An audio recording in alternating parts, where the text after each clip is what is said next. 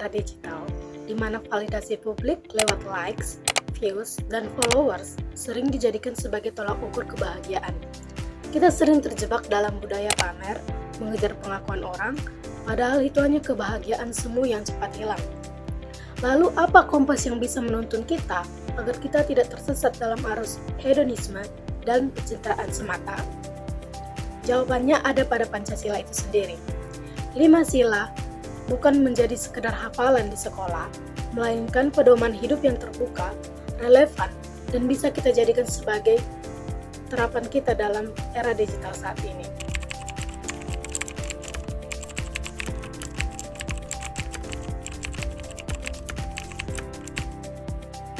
Sila pertama, ketaatan Yang Maha Esa.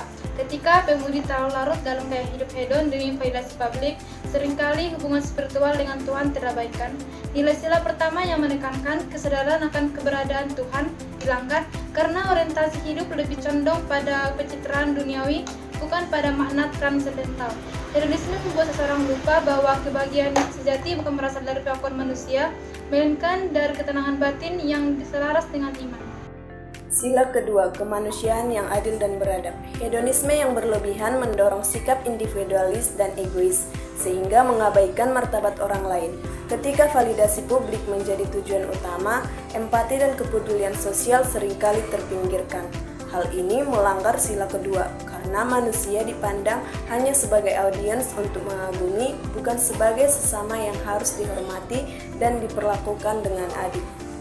Sila ketiga, Persatuan Indonesia. Budaya pamer dan kompetisi popularitas di media sosial dapat menimbulkan perpecahan, kecemburuan, dan saling menjatuhkan antar sesama.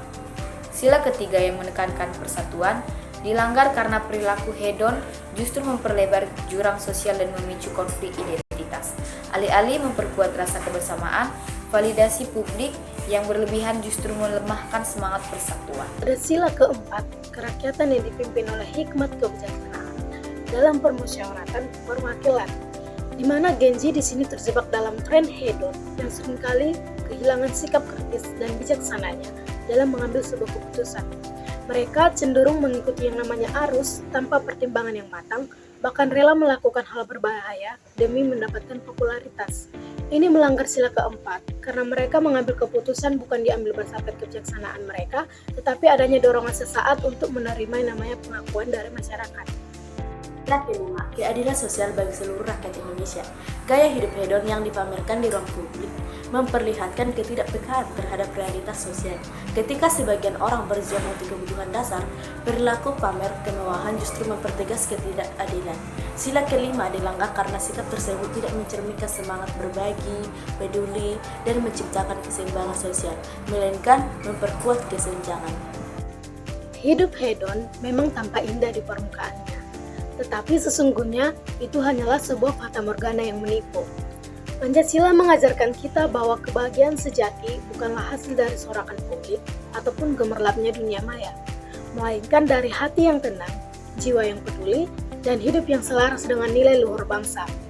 Mari kita hentikan langkah menuju jurang hedonisme dan mulailah menapaki jalan yang lebih bermakna, jalan spiritual yang mendekatkan diri kita pada Tuhan, jalan kemanusiaan yang menumbuhkan empati kita, jalan persatuan yang merajut kebersamaan, dan jalan kebijaksanaan yang melahirkan keputusan yang bijak dalam menyeimbangkan kehidupan sosial.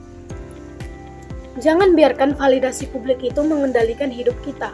Bangunlah kebahagiaan dari iman, kasih, persatuan, kebijaksanaan, dan kepedulian sosial. Karena sejatinya hal itu bermakna bukan dari likes yang kita dapatkan, tapi jejak kebaikan yang kita tangguhkan.